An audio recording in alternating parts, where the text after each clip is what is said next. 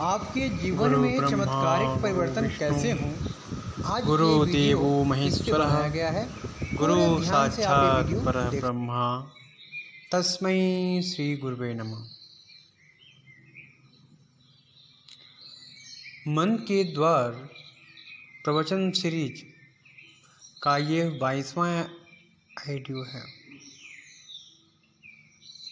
और आज के ऑडियो में हम लगभग से लगभग आपके ग्रंथों और उनमें दी गई तमाम बातों को बताएंगे, अपनी फिलॉसफी भी बताएंगे, अपने विचार भी बताएंगे।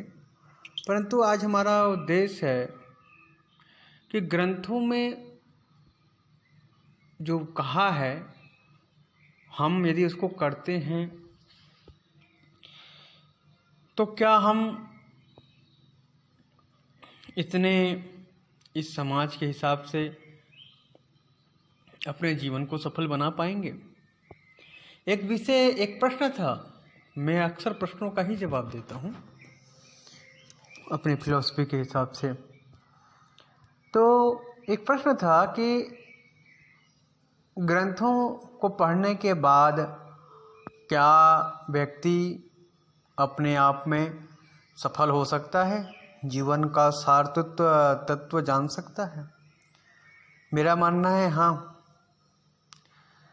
और आज उन्हीं ग्रंथों की तमाम छोटी छोटी बातें जहाँ तक थी स्मृति में, वहाँ से निकाल के क्रमबद्ध करके आपको बता रहा हूँ। मालूम है क्या, सबसे पहली बात होती है कि हम हर चीज़ जानते हैं परंतु मानते नहीं हैं। तो आज का विषय भी यही है, जानते हुए मानते नहीं हैं। आज का विषय यही है। तो तमाम प्रकार के धार्मिक ग्रंथ, चाहे वो हिंदू, मुस्लिम, सिख, ईसाई, सबके हैं। सब लोग उसको बस रटन तोता किए तेले के जैसे याद तो कर लिए हैं परंतु अपने जीवन में उतारा नहीं। इसके कारण से धार्मिक हो के धर्म ग्रंथों की गठरी माथे पे रखने के बावजूद भी शांति नहीं है, उसका ज्ञान ब्रेन में उतरा नहीं है, हृदय में उतरा नहीं है। इसका अभाव के कारण जीवन में तमाम तरह की समस्याएं हैं। बहुत अच्छी चौपाई है, बड़े भाग मानुष तनु पावा, सुर दुर्लभ सब ग्रंथ ही गावा, साधन धाम मोक्ष कर द्वारा, पाई न जही परलोक संवारा। अर्थात क्या,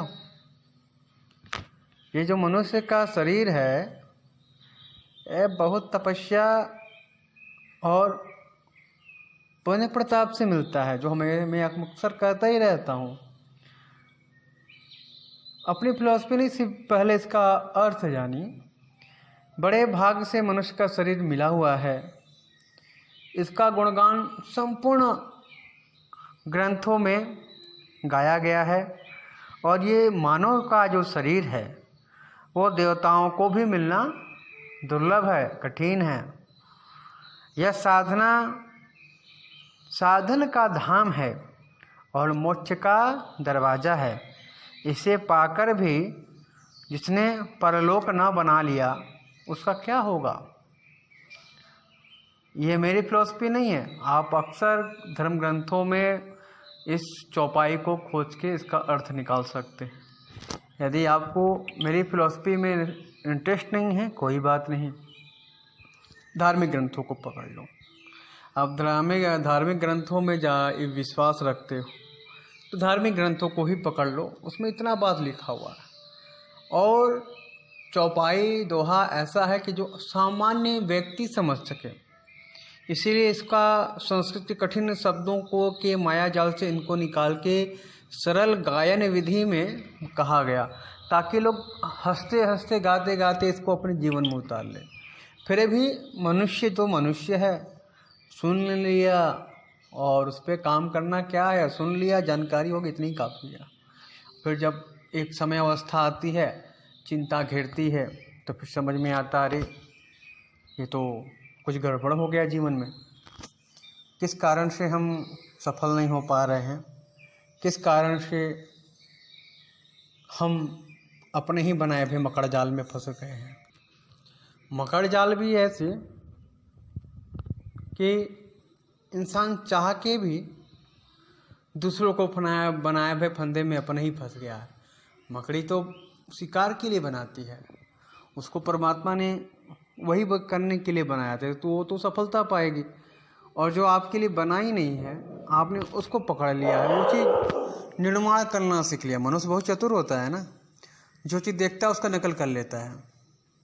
मकड़ का जाल बनाया पर मकड़ा तो है नहीं, अब उसमें मकड़ जाल में कोई आ भी गया तो पकड़ नहीं जाएगा उसे, अपने ही जाल की सूत में अपने ही फंस जाएगा। तो परमात्मा की सृष्टि में जब हम अपना काम छोड़ के दूसरा का काम करते हैं तो यही लफड़ा होता है, और आप अपने ही बनाए भय सूत्रों में, नियमों में, झंझटों में फंस के रह जाते हैं। बहुत से व्यक्ति हैं जो शीर्ष पे हैं, ज्ञानी हैं, फिर भी नियमों को सुन रखा है, उसको जीवन में उतारा नहीं। तो इसके कारण जीवन में जो अद्भुत घटनाएं घटित होनी थी वो एक जी का जंजाल बन के आसपास घूमने लगी। घटनाएं घटित नहीं भाई, वो दुर्घटनाएं बन गई। अब तो नियम हो गया, उसको आपने पाया नहीं, शुभ रूप से उतारा नहीं जीवन में, तो वो क्या एक वो होता है ना, मार्ग पे फास्ट गाड़ियों को रोकने के लिए डिवाइडर बना दिया जाता है, तो जहाँ पे गाड़ी आपकी जंपिंग करती है, और बहुत फास्ट गाड़ी आपने चलाया और डिवाइडर का ध्यान नहीं रखा तो वहाँ दुर्घटना होती है। तो ये धार्मिक ग्रंथ और ये नियम कानून जो हर धर्मों में बनाए हैं, उनको आप नहीं मानते हैं, उस धर्म को क्या झंडा लेकर तो चलते हैं, या तो बिल्कुल धर्म को त्याग दीजिए, तो आपको उसका झटका नहीं लगेगा। सड़क पर चलेंगे ही नहीं, खेतों में चलेंगे तो कहाँ से झटका लगेगा। अब सड़क पे चलेंगे, डिवाइडर को रास्ते में है, डिवाइडर का ध्यान नहीं रखा, अपने धर्म का ध्यान नहीं रखा, तो बॉडी को तो झटका लगेगा ना। तो सेम है, श्रीमद् भगवद गीता में 6वां अध्याय 5वां श्लोक में भगवान कृष्ण ने अर्जुन से कहा, हे अर्जुन, अपना उद्धार स्वयं के सहारे ही करना चाहिए, क्योंकि हमारी आत्मा ही हमारी मित्र है और आत्मा ही हमारी शत्रु है। हम ही अपने मित्र या शत्रु हैं। तो मेरी सबसे एक सूत्रों में एक सूत्र ये है कि आपके जीवन भर का सबसे बड़ा मित्र कोई है, वो आपका आत्मा और आपका शरीर, क्योंकि यही है जो जीवन पर्यंत आपके साथ मित्रता निभाता है। बाकी अन्यत्र तो स्वार्थ, काम के दम लोभ के कारण मित्रता बनी भई है, उनका होना या ना होना बराबर ही है। तो बस आपका जो सच्चा मित्रता किसी के साथ है वो आपके अपने आत्मा के साथ है, और आत्मा का सच्चा मित्र कोई है वो आपका शरीर है। जब तक इन दोनों का तालमेल रहेगा तब तक आपकी लीला पृथ्वी लोक पे आराम से चलती रहेगी। जीवन साधारण से साधारण क्रियाओं पर भी हर शास्त्रों में लिखा गया है, और हमारा भारतीय शास्त्र में कही गई बातें जो है वो सीधे का सीधे भगवान का आदेश होता है, आज्ञा होता है। धार्मिक होने के साथ सिर्फ वो भगवान का आदेश ही नहीं है, धार्मिक होने के साथ भारतीय शास्त्रों में जो बातें लिखी गई हैं वो कहीं न कहीं विज्ञान से रिलेटेड है, जुड़ी हुई है विज्ञान से। आज ये सफ़ेद सफ़ेद कपड़ा पहन के वैज्ञानिक बन गए हैं, कोई नासा जा रहा है, कोई कासा जा रहा है, कोई टीवी में आके कोलगेट का प्रचार कर रहा है, तो आप उसको वैज्ञानिक मानते हैं। वैज्ञानिक सदैव से भारत में रहे। जो ऋषि महर्षि थे उस समय वो परिवेश नहीं था, वो वस्त्र नहीं थे, इस कारण से वो नहीं बना पाते थे वैसा सफ़ेद डॉक्टर वाला चोला। वो अपनी वही जो साधारण वस्त्र थे पहन के, जटा बढ़ा के, नाव भी नहीं थे उनके पास, तो जटा उटा का समय कहाँ था। बस ध्यान में, साधना में जाके सारे सूत्रों का प्रतिपादन करते थे, चाहे वो आयुर्वेद का ग्रंथ हो, चाहे नीति शास्त्र हो, चाहे कोई संहिता हो, कोई भी ग्रंथ हो, वो अपने साधना और तपस्या के बल पे उसका सारा गुण संसार को समर्पित कर देते थे। तो उस टाइम के वो वैज्ञानिक थे। तो अगर आज की डेट में आपके धार्मिक ग्रंथ विज्ञान से मेल खाता है, उसके दोहे चौपाई विज्ञान के इस आधुनिक युग में मेल खाती है, तो ये चमत्कार की बात नहीं है। उस समय वो खुद वैज्ञानिक थे। एक ऋषि क्या, जिस समय टेलीस्कोप नहीं थी, कुछ नहीं था, तो ज्योतिष शास्त्रों का नेत्र था, और जो ऋषि उस समय चंद्रमा और सूर्य और फला फला ग्रहों की दूरियां बता दे, आज के 2020 में वैज्ञानिक जो आपके नासा कासा के हैं वैज्ञानिक हैं, वो भी उतने ही दूरी बताते हैं। क्यों भाई? वो ऋषियों को कैसे ज्ञान हो गया? अगर विदाउट तपस्या उनके पास कुछ ऐसी साधना नहीं थी, कोई ऐसी टेलीस्कोप नहीं थे और लाख करोड़ों रुपए के यंत्र नहीं थे, तो उनके पास ऐसा क्या था कि जिसके कारण वो हर चीज़ को ज्ञात कर लेते थे? तो उनके पास एक चीज़ थी, तपस्या। सत्य व्रत का पालन और तपस्या उनके पास में थी, जिसके कारण वो हर चीज़ को जान जाते थे। जो आज की ये नासा कासा कुछ भी नहीं है ऐसा कि जो अन्यत्र का जान सके बिना किसी गैजेट के, बिना किसी सीसीटीवी कैमरे के, बिना किसी के बताए है। तो वो ऋषि आज के जो वैज्ञानिक हैं, इससे लाख गुना ज़्यादा पावरफुल, वंदनीय और पूजनीय थे। उनकी बताए हुए नियमों इतने ज़्यादा विस्तार से कहा, अगर उनकी ही आप बातों में चले जाएं और उनके ही धर्म ग्रंथों को आप अध्ययन सच्चे मन से, हृदय और मन को एकाकार करके अध्ययन करें, तो उनके एक सूत्र से आपके जीवन में 1000 सूत्र बन सकते हैं। उसको परिष्कृत करके आपके जीवन में 1000 नई योजनाएं, नई क्रांति उतारने की संभावना है। परंतु आप तो उनको बस सुन लेते हो, भूल जाते हो, न तो उनके ऊपर प्रयोग करते हो और न ही किसी प्रकार का विचार, चिंतन, मनन करते हो। इस कारण से जब कहीं सुन लिया कि ऋषि ने ऐसा बोला था विज्ञान के ऊपर, एक सच्चत घटित होता है, तो बस आश्चर्यचकित हो जाते हो, हंसप्रद हो जाते हो, घूम जाते हो, कहते हो गुरु ऋषि महान था, फिर उसके बाद फिर भूल जाते हो ऋषि महान था, उसका अध्ययन नहीं किया, जीवन में उतारा नहीं। इस कारण से भारत के जो ऋषि थे और जो तपस्या करने वाले लोग थे, वो सब कुछ होने के बावजूद भी अपने जो लोगों को जो चीज़ देना चाहते वो पूरे भारत में फैला नहीं पाए।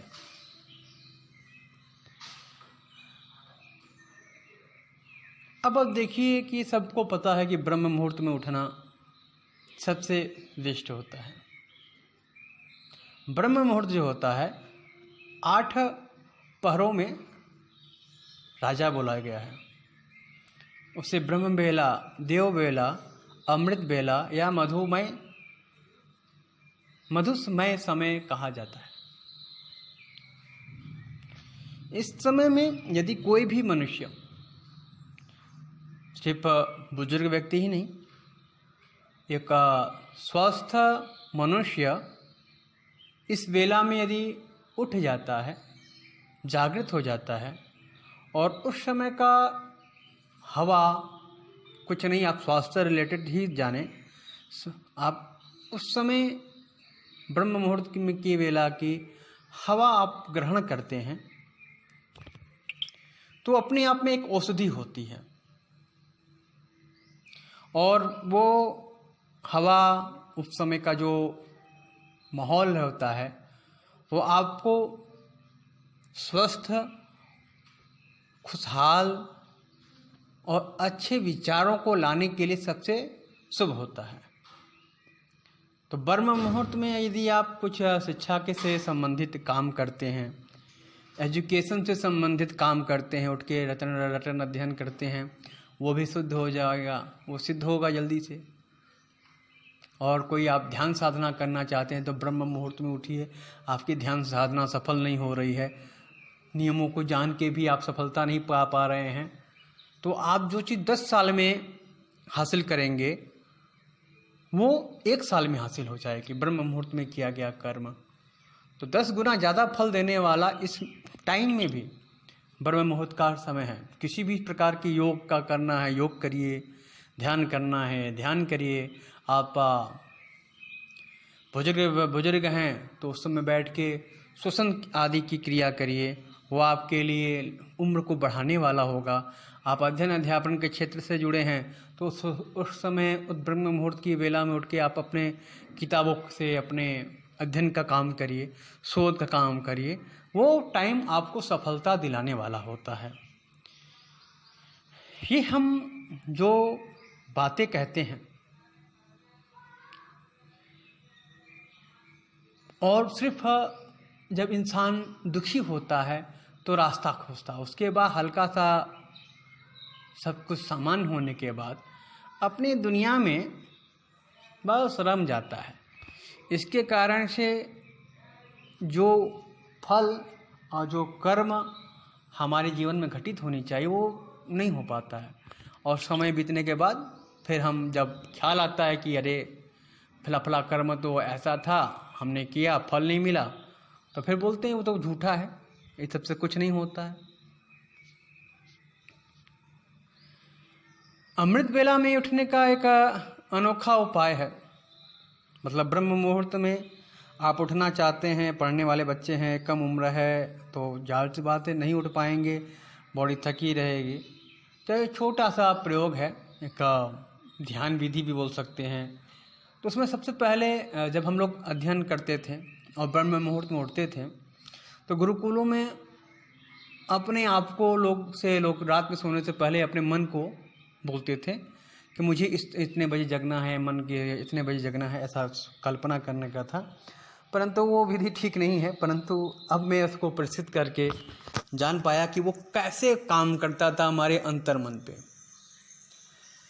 देखिए क्या होता है कि जब आप सोते हैं और शयन काल के टाइम का जो समय पीरियड होता है, सोने से 30 मिनट पहले जो आप भाव दशा में सोते हैं, ठीक वही भाव दशा सुबह उठने पे पहली क्रिया प्रतिक्रिया उसी की होती है।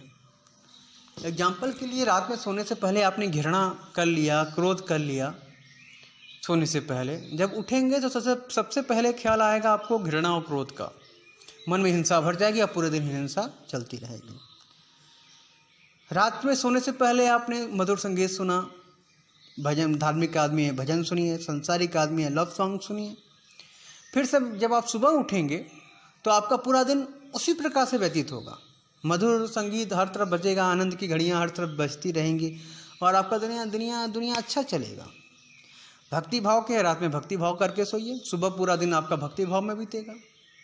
उसी प्रकार से जो अगर आप अध्ययन अध्यापन के क्षेत्र से जुड़े हुए हैं और सुबह में उठ के आप उसी माहौल में उस माहौल पूरे दिन में उतारना चाहते हैं तो रात में सोने से पहले थोड़ा सा अध्ययन अध्यापन करिए, चिंतन मनन करिए अपने कर्मों पे, और फिर प्रातःकाल उठेंगे तो पूरे दिन वैसा मन बना रहेगा, पूरे दिन आप अध्ययन कर पाएंगे। अब इस मोबाइल की दुनिया में रात में पबजी खेल के सोएंगे, अरे पबजी बच्चे तो खेलते करते हैं, बड़े बड़े लोग पबजी खेल रहे हैं, तो सुबह उठेंगे तो क्या बंदूक लेके शूटिंग करेंगे, बंदूक तो मिलेगी नहीं, खोपड़े के अंदर वही चलता रहेगा भाव दशा कि गोली मारना है, गोली मारना है। मोबाइल में जब तक गोली मारा, बाहर जाएंगे तो कोई गोली मारने को नहीं होगा। तो परंतु जो मन की हिंसा है वो तो आपके ऊपर हावी रहेगी। मन में हिंसा चलेगा, गोली नहीं चला तो अपने बातों से गोली चलाएंगे, कठोर वाणी निकालेंगे। तो जो भाव दशा है, रात में सोने से पहले आप जो भाव दशा में सोते हैं वही भाव दशा अगले पूरे दिन आपके बॉडी पे, मन पे, जीवन पे व्यतीत होने वाला है। तो रात में अगर आप धार्मिक कृत करके, सुबह संगीत सुन के, सुंदर बातों को पढ़ के सोते हैं तो अगला दिन अच्छा होने वाला है। प्रातः उठ जाइए, श्लोक है, श्लोक का स्मरण करिए। कराग्रे वस्ते लक्ष्मी कर मध्य सरस्वती कर मूले स्तो ब्रह्मा प्रभाते कर दर्शनम। इसको बोल सकते हैं। और कहीं कहीं पे ऐसा भी लिखा हुआ है, कराग्रे वसते लक्ष्मी कर मध्य सरस्वती कर मूले तु गोविंदः प्रभाते कर दर्शनम। अरे भैया, आपके हाथ में शास्त्रों में लिख दिया है, कितना सारा चीज आपके हाथ में बैठा बसा हुआ है।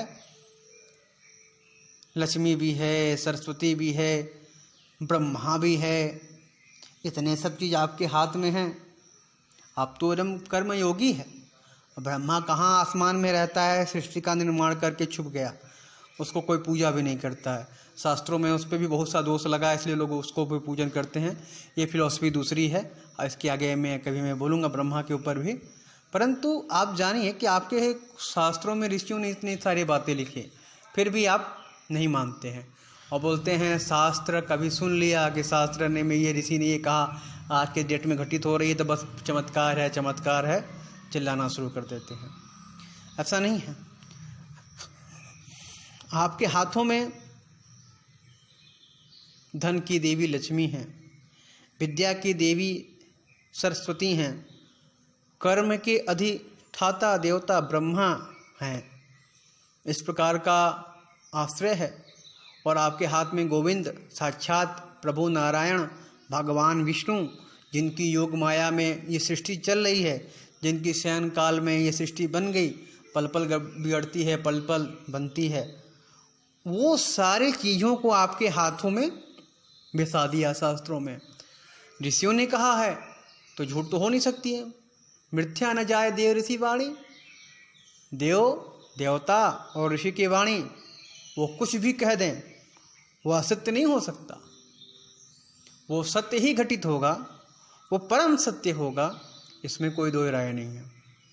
बस आप उसको स्वीकार करिए, खोजिए अपने हाथों में है कि नहीं। अब हाथ दोनों निकाल के देखेंगे लक्ष्मी किधर है। अरे भैया, लक्ष्मी किधर है? इसमें धन की रेखा है आपके हाथों में। अरे आप आस्था रखेंगे, विश्वास रखेंगे, आपका कर्म का रेखा, धन का रेखा, आयु की रेखा, ये सब क्या है? कर्म ही तो देवी देवता के स्वरूप होते हैं ना। आपकी जीवन रेखा है, कर्म की रेखा है, ब्रह्मा मानिए उसको।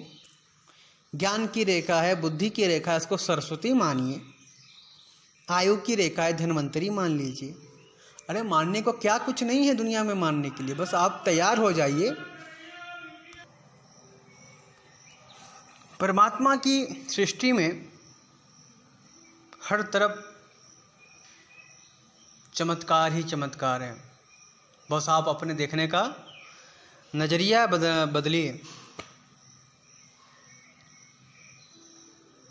अब आपके प्राचीन शास्त्रों में ही लिखा हुआ है, शास्त्र में तो आपने परमात्मा का वास किया ही किया। ब्रह्मा विष्णु महेश को हाथ में बसा लिया, लक्ष्मी और पूरी सृष्टि की देवताओं को हाथ में बसा लिया।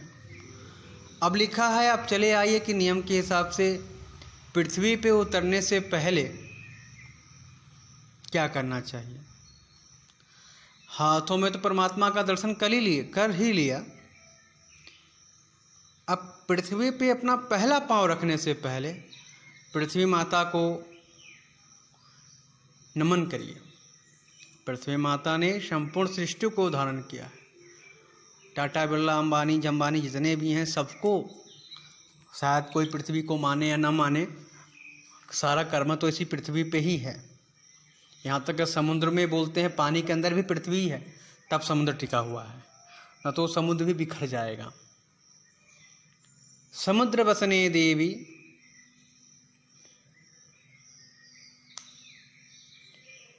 अभी मुझे ये श्लोक स्मृति पे नहीं आ रही है, और मैं बात करूंगा, हो सकता है स्मृति पे फिर चढ़ जाए।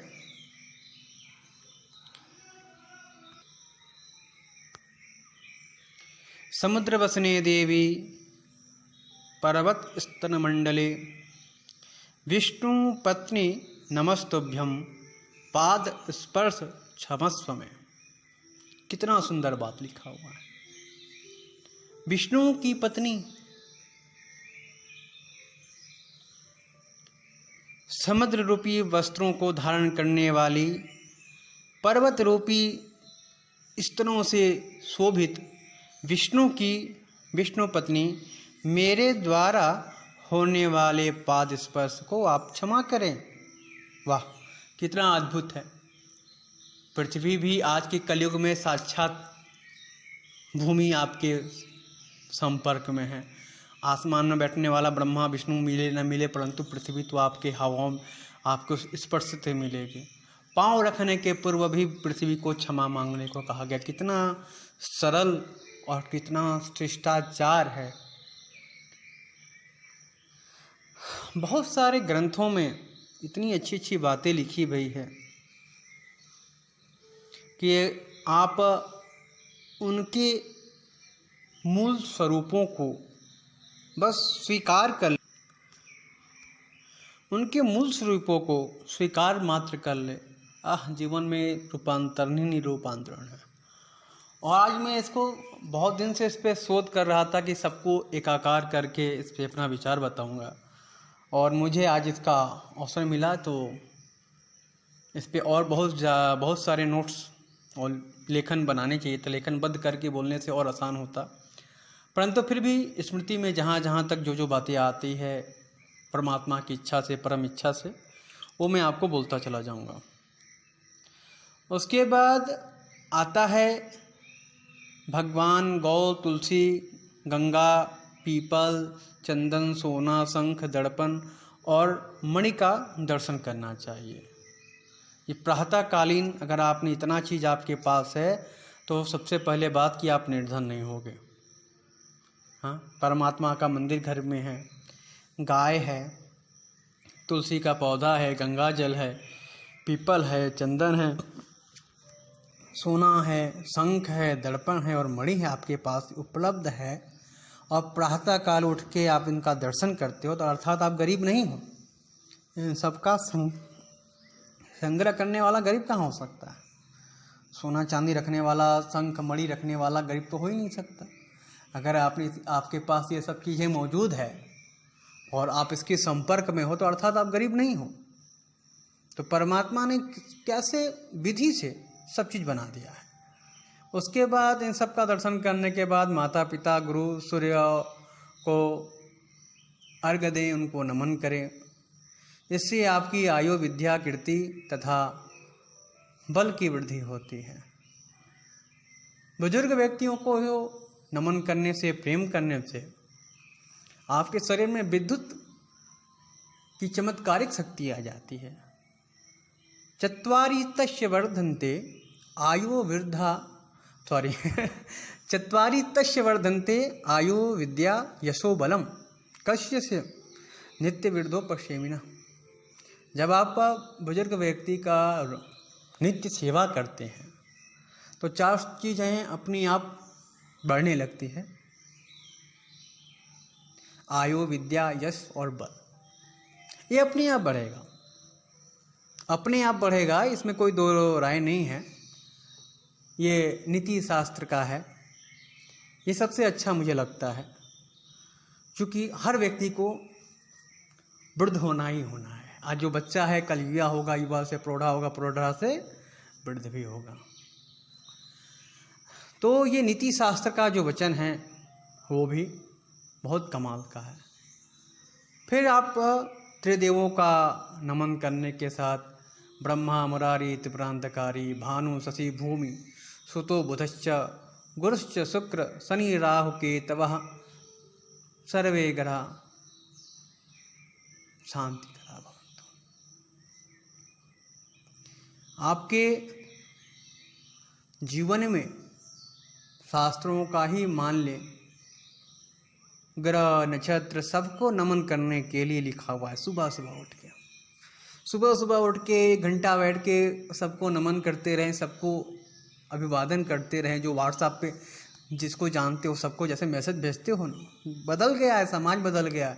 लोग अपने चाहने वालों को ही मैसेज, सुबह गुड मॉर्निंग का मैसेज अच्छा से अच्छा इमेज लगाते हैं। भी आँख भी नहीं धोला है, मुंह में ब्रश भी नहीं किया, मुंह महक रहा है, आंखों में कचरा भरा, पर मोबाइल में फटाफट मैसेज भेजते हैं। याद जा रहा है ना, ये व्यवहारिकता हजारों साल पहले है, और उनको मैसेज भेजते थे जो अनंत अनंत में बैठे हुए हैं। अरे आप घर में बैठ के ये क्रिया करेंगे, उनको दिखेगा, वो तो आपको सृष्टि चलाते हैं। आपका मित्र साला आपका साथ दे कर न दे, आपका पड़ोसी आपका साथ दे कर न दे, पर ब्रह्मा परमात्मा ग्रह नक्षत्र तो एवरीडे काम आएंगे ना। ब्रह्मा मुरारी त्रिपुरांतकारी भानु शशि भूमि सुतो बुधश्च गुरुच्च शुक्र शनि राहु केतवः कुर्वन्तु सर्वे मम सुप्रभातम। वाह, कितना अच्छी बात है। उनसे निवेदन कर रहे हैं जो अनंत अनंत में हैं, जो आपके जगने से लेकर सोने तक की सारी क्रिया ग्रह नक्षत्रों के ऊपर आधारित है।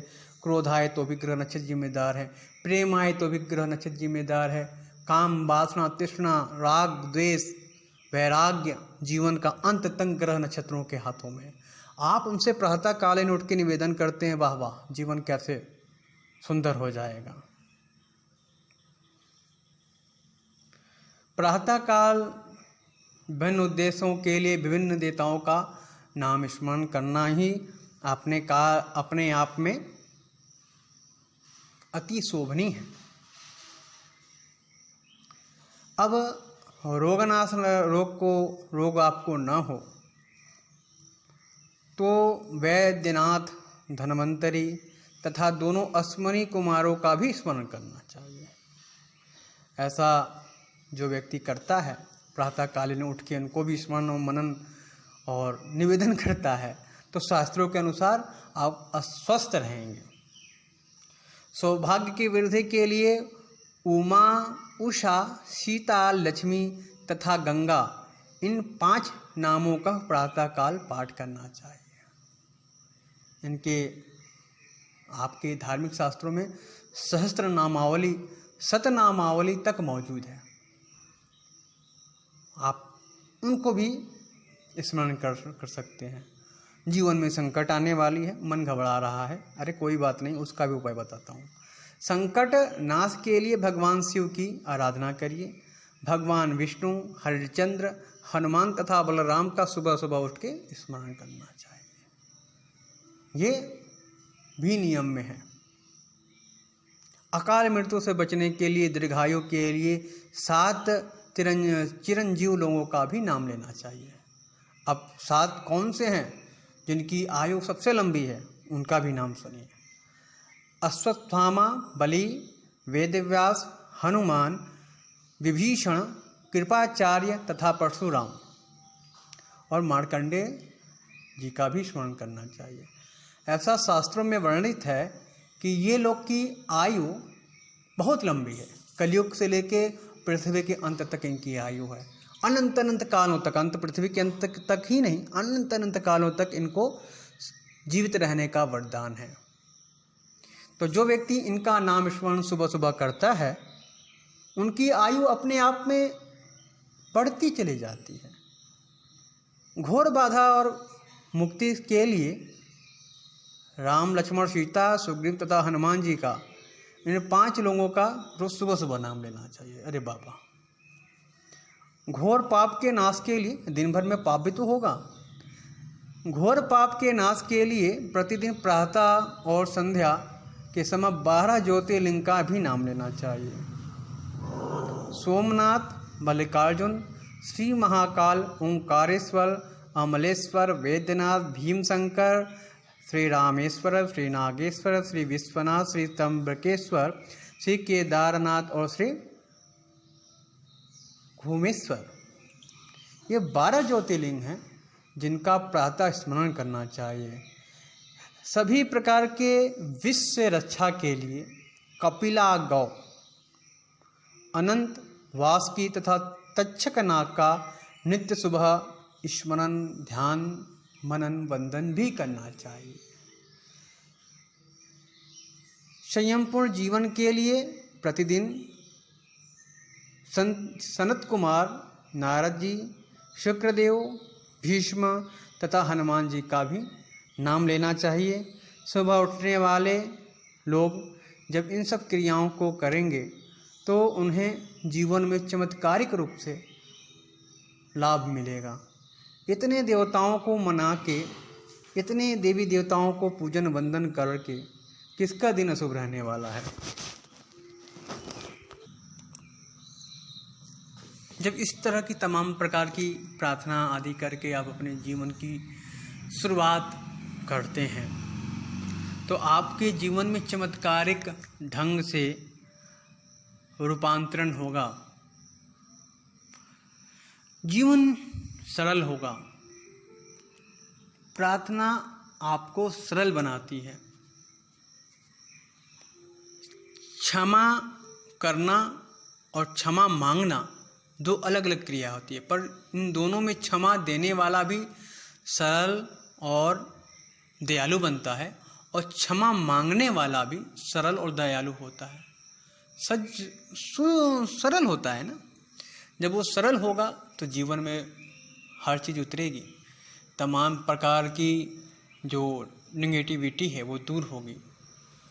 तो जब आप इस प्रकार के तमाम प्रार्थना आदि करके ब्रह्म मुहूर्त से लेकर रात्रि के शयन काल तक का नियमों को आप पालन करके अपने जीवन में धार्मिक ग्रंथों में कही गई बातों को आज जब आप उतारते हैं तो निश्चित रूप से आपके जीवन में एक चमत्कारिक रूपांतरण होगा। और हमारे शास्त्र धर्म ग्रंथ आज के नहीं हैं, आदि अनादि कालों से चले आ रहे हैं। जो बात हमारे ऋषि महर्षि लाखों हजारों साल पहले कह चुके हैं, आज भी उसी नियम पे, उसी सूत्रों पे ये जीवन देश काल चल रहा है। ये तमाम प्रकार के वैज्ञानिक जगत चल रही है। आज हमारे आप का मोबाइल के द्वारा वॉइस को सुन रहे हो, ये आज का नहीं है। इसके पहले भी गुरु शिष्य अपने टेलीपैथी से, जिसको आज टेलीपैथी आज की जाते नामों से आप जानते हैं, कि वे विद्या के थ्रू कहीं हजारों लाखों मील योजन दूर बैठे हुए लोगों को संदेश पहुंचा दिया जाता रहा। ये कोई नई बड़ी बात नहीं है। तो ये लोग चमत्कार, जो नई पीढ़ी है इसे चमत्कार मानती है और धीरे धीरे तो अब लोग इसे भी नहीं मानते हैं। इसके कारण से उनके अंदर स्थूलता आती चली जा रही है। तो ये सब बातें हैं, छोटी छोटी बातें हैं। जितना आज मेरा मेन उद्देश्य था कि धार्मिक ग्रंथों पे को छोटे और सूक्ष्म रूप से आपको अपने जीवन में कैसे उतारे ताकि जीवन में रूपांतरण हो पाए और आप सरल हो पाए और अपने जीवन में, स्वास्थ्य में, समाज में, परिवार में अपना स्थान, शुभ महत्व, शुभ संस्कार, शुभ ज्ञान को फैला पाएँ। यही आज का इस ऑडियो का मुख्य उद्देश्य था। तो आज के लिए इतना ही। धन्यवाद। गुरु ब्रह्मा गुरु विष्णु गुरुदेवो महेश्वरः गुरु साक्षात् परब्रह्मा तस्मै श्री गुरुवे नमः। मन के द्वार प्रवचन सीरीज।